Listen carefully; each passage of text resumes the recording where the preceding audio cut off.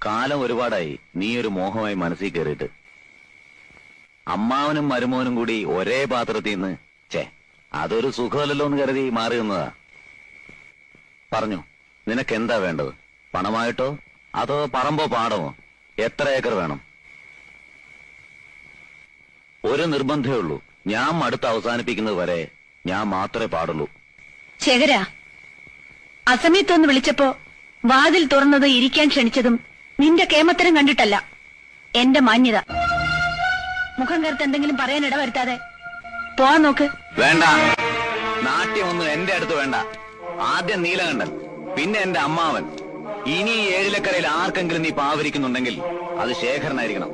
അതിന് യോഗ്യം ഞാൻ തന്നെ ഉള്ളൂ. യോഗ്യത?